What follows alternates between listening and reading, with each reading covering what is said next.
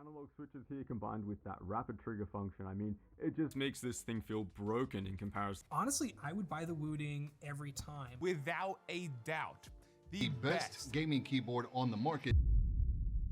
I'll leave it linked down below, and of course if you have a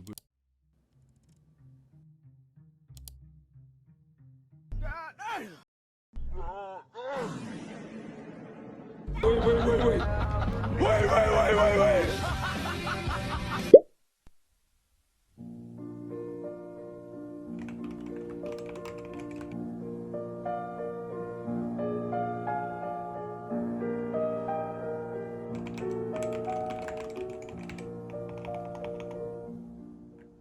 So I want to preface this video by saying I've never tried the Wooting.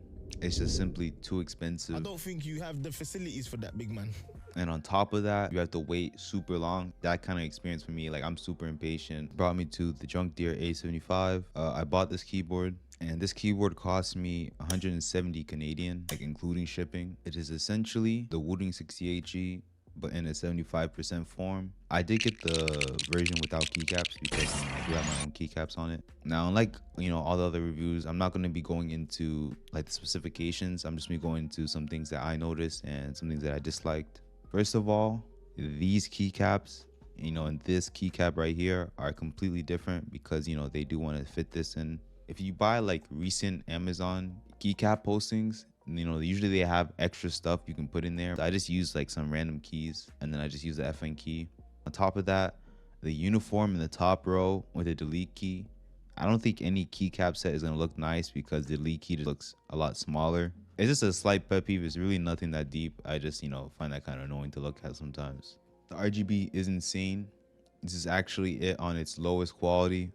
It has 9 settings, and if I go up one by one, definitely better than having just regular black keycaps or regular white keycaps. Like getting one of these, like putting keycaps, insane. Like best experience I've ever had with the RGB keyboard. The volume knob does roll infinitely. You can't click it, and this stops any video that's playing, so that's fine. When it comes to software, it's pretty simple to install. It's literally just an installer. You click install, yes, next, finish, and the software is pretty bare bones right now. I know the Wooting's rapid trigger, in the software it says it goes down to 0.15. On this one, the lowest is 0.2, so only 0.05 millimeters of distance. It's really unnoticeable.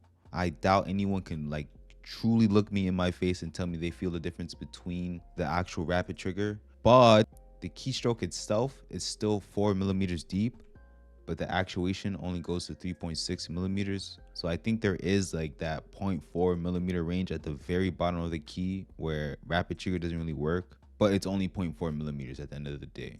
It's not talked about nowhere, but the actuation point can only be adjusted in increments of 0.4. It's either you start at 0.4 and then you go to 0.8 and then 1.2. You can't set your actuation to 0.6, 0.10. I'm assuming in time this will get better with the software improvements, but right now that is kind of a downside. It's not really a downside if you think about it, but when I was trying to adjust my super glide, it did kind of get in the way a little bit. I am going to demonstrate the in-game advantages in the games that I found.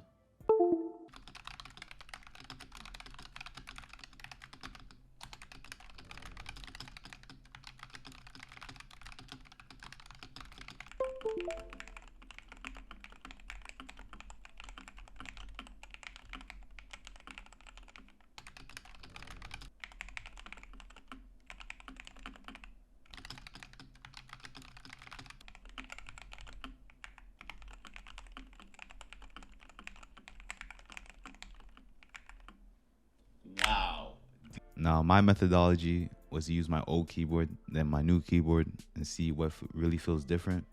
And you can see that I could like tell the difference literally first day. Oh my, like it just feels so like, nah, I definitely like 1,000,000% noticed it stopping earlier.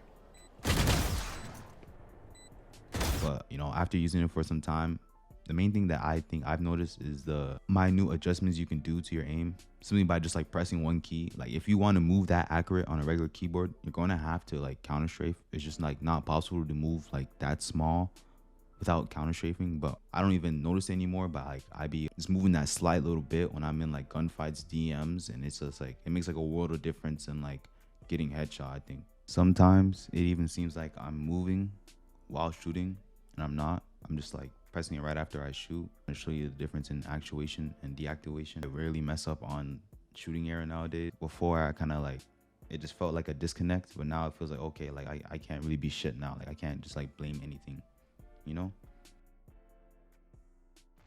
Now, I saw a lot of people say that in CSGO, the difference would be minimal since you really need to counter strafe. But I think in CSGO, there's the biggest difference in general out of all the games I've played, because it's not like a instant movement mechanic. It's like acceleration and deceleration. So being able to decelerate, you know, quicker is definitely a plus. No matter which way you look at it, even just turning off rapid trigger and doing counter strafes, you can easily see the difference. Like it's literally night and day. I genuinely think it's only a matter of time till like everyone's rocking like magnetic switches because of this, at least in like the pro scene. So you see, you know, when I move, the crosshair moves. With the AK, this is exaggerated. For example, this is me fully going down on the key. You can see how much the crosshair is moving and how much the character model is moving. This is on the lowest activation. Rapid trigger on. I fully press it down. No movement delay in the crosshair, only when I really hold it down. Back and forth like this. Look at my character. And look how small the character is moving. But this could easily throw off someone's shot. You know, you're jiggling, you're like, you know, fucking with them. Like, look how much faster like your jiggles can, you know, essentially be. Oh yeah, it literally feels sluggish. Like I'm not even kidding. Like I'm especially noticing it like when I'm going from, you know, from right to left. So when I'm pressing A, I notice it a lot.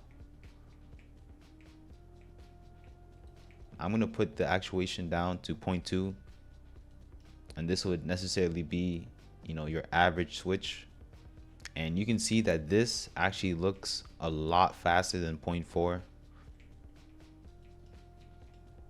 This one feels a little bit more responsive because it stops faster. So it feels like I'm moving a little bit, you know, faster, but it doesn't start as quickly.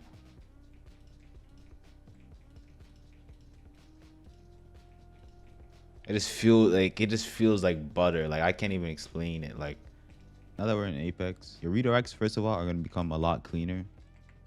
So that's just kind of like pianoing your keys after you jump. But this kind of messed me up when I went for like wall jumps, because usually you have this angle, and since I always press, you know, another key to like a wall jump, I would jump, press my key to like go to wall jump, and then miss the wall because it kind of redirects me in a certain direction.